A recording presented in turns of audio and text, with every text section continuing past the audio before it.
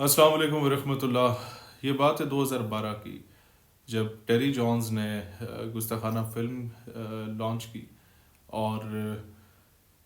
اس وقت پاکستان میں جو پہلا احتجاج تھا ایف جی سر سید کالج مال روڈ راولپنڈی سے، اس کا آغاز میں نے کیا تھا۔ ہم نے، کیونکہ میں نے اسکولنگ میری اے پی ایس آرڈننس کی تھی، پھر ہمارے کئی دوست فوجی فاؤنڈیشن کالج میں چلے گئے، کوئی اسکالرس کالج میں چلے گئے، کوئی ایف جی لیاقت میں ہمارے دوست پڑھ رہے تھے، کوئی ایف جی قائد اعظم میں پڑھ رہے تھے۔ الغرض کنٹونمنٹ کے جتنے کالجز تھے، اور تنظیمی لائف بھی میری سٹارٹ ہو گئی تھی۔ اے ٹی آئی کا میں راولپنڈی کینٹ کا ناظم بنا ہوا تھا، تو آپ کا اسٹرکچر جب اسٹرانگ ہو تو تعلقات بن جاتے ہیں۔ ہم نے اصغر مال کالج، گارڈن کالج میں بھی جو مختلف تنظیموں کے لوگ تھے انہیں آن بورڈ لے لیا۔ پھر میں گیا پنڈی کچہری میں نے کہا کہ جی اس تھرسڈے کو ہم لوگ اپنے چھٹی کے بعد 12-1 بجے کے قریب سارے کالجز کے لوگ جو ہیں وہ کچہری چوک میں اکٹھے ہوں گے، اور ہم نے یہاں سے مارچ کرنا ہے ٹورڈز ایمبیسی۔ تو اس وقت اللہ تعالیٰ زندگی دے، جی ایم شاہ صاحب جو تھے وہ گولڈ میڈلسٹ تھے وکلاء تحریک کے،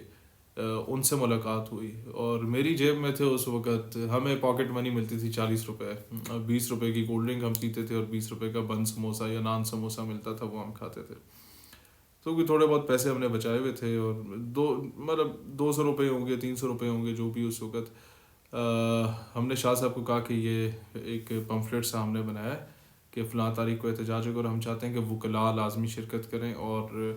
یہ فوٹو کاپیئر کے پاس ہم جا کے یہ پرنٹ کرواتے ہیں، اور واپسی پہ آپ سے ملیں گے، آپ کچھ وکیلوں کے ساتھ ہماری میٹنگ طے کرا دیں، اور بار کے پریزیڈنٹ اور سیکرٹری سے اگر ملاقات ہو جائے تو بھی آپ کی مہربانی ہوگی۔ اس وقت میں سیکنڈ ایئر کا اسٹوڈنٹ تھا، اور سیکنڈ ایئر میں بھی گئے ہوئے 1-2 مہینے ہوئے تھے۔ تو شاہ صاحب نے کہا یہ میں اپنا پی اے بھیج رہا ہوں، پرنٹ شنٹ یہ کروا لیتے ہیں، آپ پیسے نہ لگائیں، اور میں خود ادھر بھوک ہڑتال کا کیمپ لگا کے بیٹھا ہوا ہوں یہی گستاخانہ خاکوں کے خلاف، تو میں آپ کے ساتھ ہوں، میں آپ کی میٹنگ پریزیڈنٹ اور سیکرٹری باہر سے بھی کروا دیتا ہوں، آپ اپنے وفد کی صورت میں انہیں مل لیں، انہیں بھی انوائٹ کر لیں۔ تو یوں ہوا کہ پنڈی کچہری کے تقریباً 800,000 وکلاء جو تھے وہ اس دن پوری ریلی کی صورت میں کچہری چوک آ گئے، اور کوئی 2-3 ہزار اسٹوڈنٹس مختلف کالجز کے پنڈی کے وہ اکٹھے ہو گئے کچہری چوک پہ۔ ہم لوگوں نے اکٹھ کیا اور ہم نے موو کیا پریس کلب تک، کچھ لوگ گئے، کچھ فیض آباد تک پہنچ سکے، کچھ وہاں سے آگے ایمبیسی کی طرف چلے گئے۔ شیلنگ بھی ہوئی، ربڑ بلٹس بھی لوگوں پہ چلیں، کئی لڑکے ہمارے بے ہوش بھی ہو گئے، اور بہرحال میڈیا پہ بہت زیادہ اس معاملے کو ہائپ مل گئی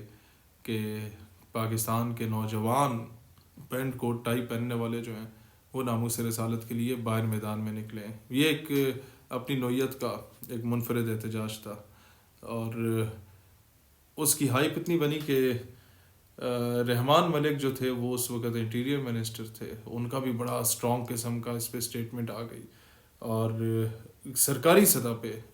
تھرسڈے کو شام کو انہوں نے اناؤنس کیا کہ کل جمعے کے دن یہ احتجاج ہوئے، اور بڑا وہ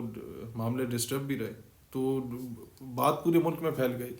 تو انہوں نے کہا پورے ملک میں کل یوم عشق رسول کے طور پہ منایا جائے گا، اور پوری قوم جو ہے اس پر رنجیدہ ہے جو کچھ ہوا، اور یہ نہیں ہونا چاہیے تھا، اور پوری قوم نبی پاک کے عشق سے سرشار ہوتے ہوئے کل یوم عشق رسول منائے گی۔ تو جمعے کے دن پھر پوری قوم نکلی، کسی نے ایمبیسی کا رخ کیا، کسی نے اسلام آباد بلاک کیا، مذہبی جماعتیں، سیاسی جماعتیں سارے میدان میں تھے۔ اب گیم کیا ہوئی؟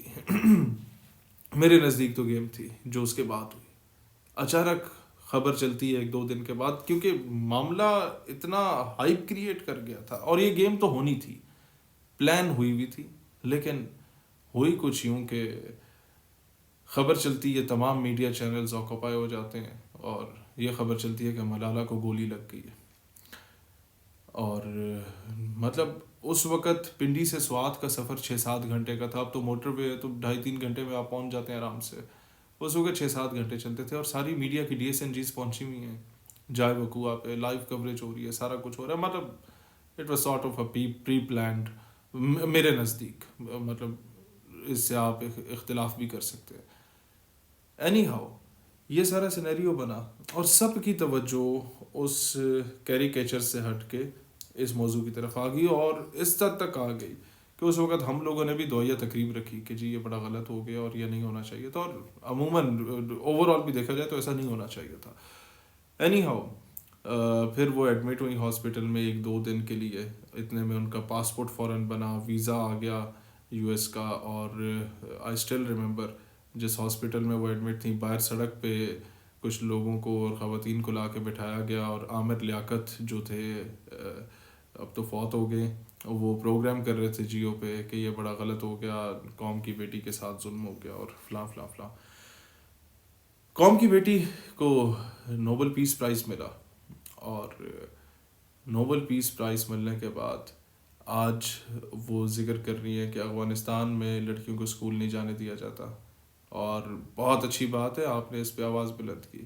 پھر آپ نے کہا ایران میں عورتوں کو حقوق نہیں مل رہے, بہت اچھی بات ہے, آپ نے ان کے حقوق کی بات کی. پھر جب بھی آپ کو موقع ملا آپ نے پاکستان میں خواتین کی بات کی, پاکستان کی گورنمنٹس ہوں, اسٹیبلشمنٹ ہو, سب کو آپ نے بڑا اپنی طرف سے ٹارگٹ کرنے کی کوشش کی. امیج ہمارا ٹارنش جتنا ہو سکتا تھا بین الاقوامی سطح پہ وہ آپ نے پورا کیا. لیکن انسانی حقوق کی بنیاد پہ جب نوبل پرائز محترمہ کو ملا, اس کے بعد سے ایپسٹین فائلز کا معاملہ کھلا. میں نے ایک بیان نہیں سنا کہ چھوٹے بچوں کے ساتھ جو کچھ ہوا, جو لوگوں کو ہنی ٹریپ کس طریقے سے کیا گیا, دنیا کی گورنمنٹس کس طریقے سے بنائی گئیں, توڑی گئیں, اور کیسے دنیا کو کنٹرول کیا گیا ان کی ویڈیوز بنا کے, ان کے کلپس ریکارڈ کر کے, پکچرز ریکارڈ کر کے, مختلف حالتوں میں پکچرز اور ویڈیوز ریکارڈ کر کے دنیا میں کس طریقے سے اپنا نیو ورلڈ آرڈر جو ہے وہ رائج کیا گیا. اس کو ایکسپوز کرنے کے لیے کچھ نہیں کہا انہوں نے. پھر وینیزویلا کی خود مختاری پہ حملہ ہوا, ان کا صدر اٹھا کے ٹرمپ لے گیا, اس پہ ہیومن رائٹس کی چیمپئن صاحبہ کا میں نے کوئی بیان نہیں سنا. اور پچھلے 2-3 مہینوں سے میں نے غزہ کے بچوں کے لیے بھی ان کا کوئی بیان نہیں سنا. تو پھر جو شک ہمارا تھا 2012 سے لے کے 2026 تک کے 14 سال ایک بہت بڑا ٹائم ہوتا ہے. ان 14 سال میں جو ہمارا شک تھا, اس وقت ہمارے کئی لوگ ہم پہ تنقید کرتے تھے, وہ یقین میں بدل گیا کہ بھائی جو لوگ دانہ ڈالتے ہیں ان کے خلاف نہیں بولا جاتا, جو آپ کے سپانسرز ہوتے ہیں ان کے خلاف نہیں بولا جاتا, ان کو بے نقاب نہیں کیا جاتا. اور افسوس ہوتا ہے کہ اس قوم کے ساتھ ایک بار نہیں کئی بار کھلواڑ ہوتا رہا ہے. ایک سانحے کو چھپانے کے لیے کوئی اور سانحہ جنریٹ کیا جاتا ہے, ایک کہانی کو چھپانے کے لیے کوئی اور کہانی جنریٹ کی جاتی ہے. لیکن میں اس قوم سے ضرور کہوں گا کہ اگلی بار اگر اس طرح کی کوئی کہانی آپ کے سامنے جنریٹ کی جائے تو ایک بار اس کی اپنے طور پہ تحقیقات ضرور کر لیجئے گا. یہ نہ ہو کہ کہیں آپ پھر ٹرک کی بتی کے پیچھے لگ جائیں اور آپ کے ساتھ کھلواڑ ہو جائے, جس طرح اس قوم کے ساتھ ہوا.